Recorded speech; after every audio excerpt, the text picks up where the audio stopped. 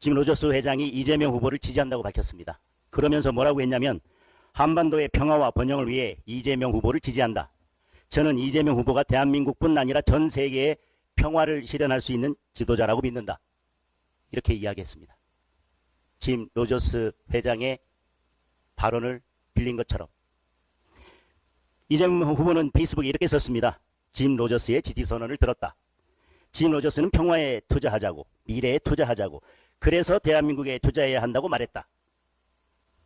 그런데 짐 로저스 회장은 나는 지지한 적 없다. 전혀 모르는 일이다. 완전한 사기다. 라고 명확하게 밝히면서 본인의 이름이 이렇게 거론되는 것조차 매우 불쾌하다는 입장을 밝혔습니다.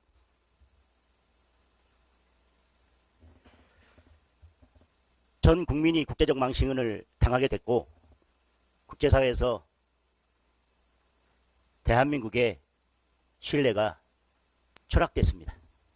뭐 거의 국제사기 대선 후보, 보이스피싱 대선 후보라고 봐야 될 것 같습니다. 이재명 후보의 그런 이론을 빌린다면 짐 로저스 회장이 지지하지는 않았지만 결국 뭔가 활기가 돌긴 돌았으니까 아무 문제 없는 것입니까? 금융시장을 교란하는 심각한 행위이기도 합니다. 이게 주식시장을 교란하기 위한 조직적 행위가 아닌지 의심이 되고 반드시 수사가 필요하다고 생각합니다. 이재명 후보가 주가 5천을 공약으로 내걸었는데 이런 식으로 5천을 공약한 것입니까? 이런 식으로 주가를 올리겠다. 거짓으로. 이건 고질적이고 상습적인 민주당의 충격 이슈 조작 프로젝트고 민주당의 조작 DNA가 발로된 거라고 생각을 합니다. 배우도 의심스럽습니다. 여기 기자회견을 열었던 이재강 의원은 지금 이재명 선대본부에서 국제협력 단장을 맡고 있고 전 평화부지사였습니다. 그리고 여기에 관여되어 있는 김진양 씨 개성공단 이사장을 하다가 지난 대선에서 이재명 캠프에 들어갔습니다. 지금은 촛불행동 공동대표를 맡고 있고 국가보안법 폐지를 주장하고 있습니다. 송경욱 교수는 평양과기대 교수인데 이 평양과기대는 핵개발, 인재, 해커, 인재 양성소라는 의심을 받고 있습니다. 이런 여러 가지 정황들을 비추어 보면 이런 조작 프로젝트의 배우가 과연 누구인지조차 의심이 됩니다.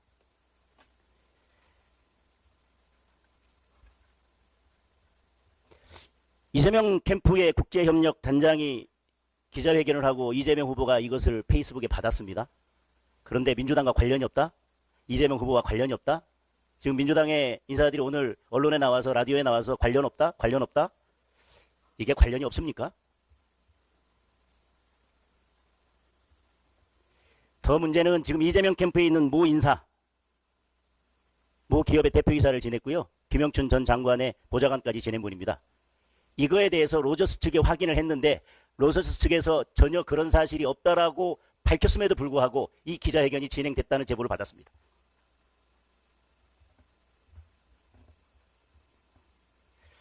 명백한 허위사실 공표죄죠. 저는 웬만한 민주국 가면 이 정도 사기치고 대선에서 이 정도 거짓말을 했으면 후보 사퇴하는 게 맞다고 생각합니다.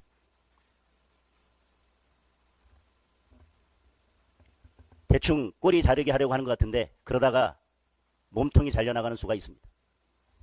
가짜 정치하는 사람 뽑으면 가짜 평화, 가짜 경제, 가짜 민생만 국민에게 돌아올 것입니다. 총각 사칭, 검사 사칭, 이제 지지 사칭까지 가짜 정치의 창시자인 이재명 후보가 대통령이 되면 안 되는 확실한 이유입니다.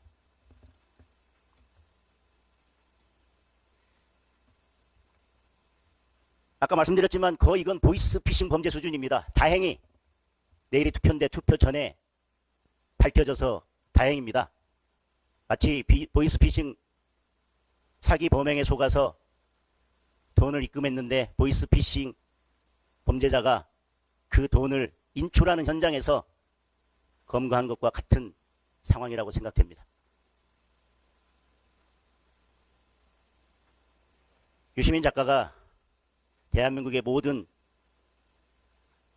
누님, 이모님, 고모님, 어머님을 분노시켰습니다. 그리고도 진정한 사과 한마디 없습니다. 이제 이재명 후보가 민주당이 대한민국 모든 국민들을 분노시켰습니다. 대통령이 되면 대한민국을, 국정을 어떻게 운영할지를 보여주는 전형적인 단면이라고 생각합니다. 5년간 대한민국은 가짜로 덮일 것입니다.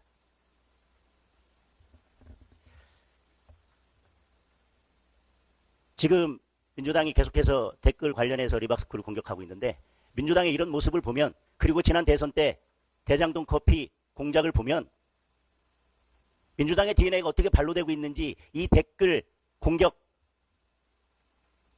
리박스쿨 공격하는 것도 민주당이 어떤 음모와 조작에서 이런 일을 벌이고 있는지 금방 알 수 있을 거라고 생각합니다. 후보 전체가, 민주당 전체가 그 자체가 거짓인데, 조작인데, 음모인데,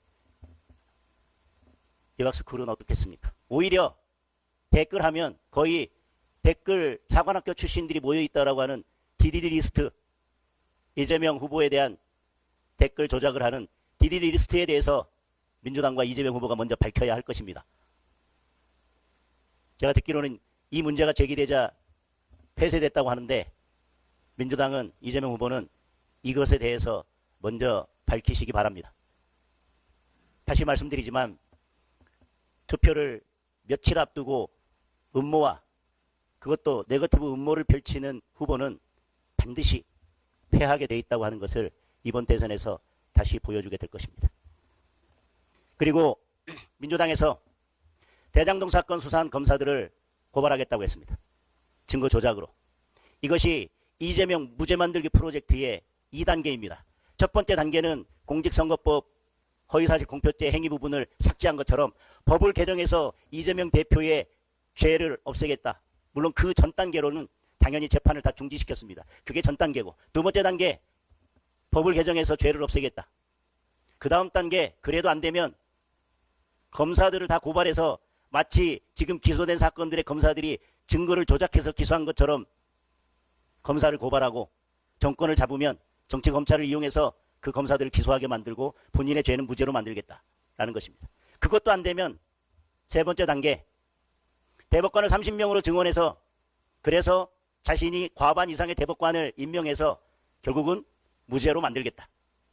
그것도 안 되면 대법원 판결을 헌법재판소로 보내서 사심제로 만들어서 자신이 임명한 헌법재판관 6명이 결국은 그 판결을 뒤집도록 만들겠다라고 하는 이재명 무죄 만들기 프로젝트의 두 번째 단계입니다. 국민들께서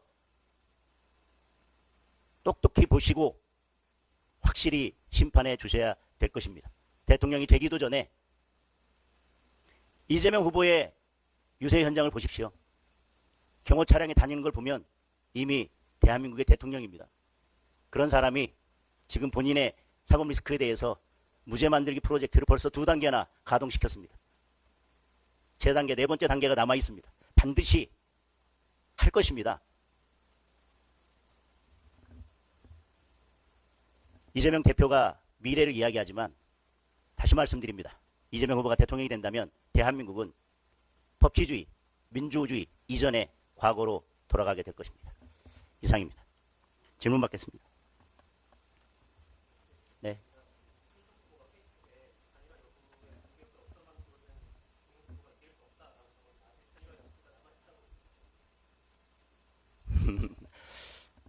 김문수 후보가 이길 수 없다라고 하는 상황인식은 저희가 생각하는 것과는 전혀 다른 상황인식인 것 같습니다. 저희들은 지금 역전이 시작됐다고 믿고 있고요. 여러 가지 상황들을 종합해 보면, 그리고 저희들이 빅데이터나 SNS의 여러 동향들을 보면 이미 역전은 시작됐다고 봅니다. 그리고 반드시 승리할 것입니다. 어떤 상황 인식하에서 김문수 후보가 안 된다고 생각하시는지는 잘 모르겠습니다만은 저희들은 반드시 승리하고 이준석 후보와 같이 유능한 정치인들과 함께 힘을 합쳐서 국정을 운영해 나가도록 하겠습니다. 예.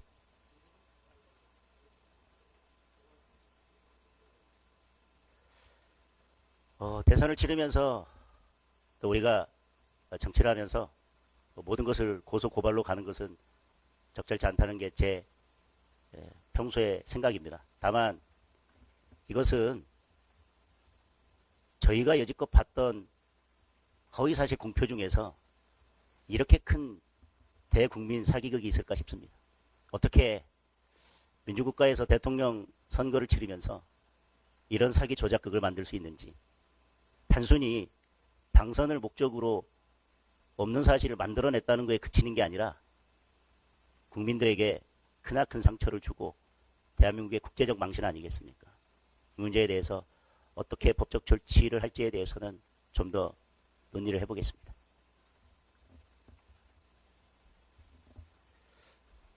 네, 여기까지 하겠습니다.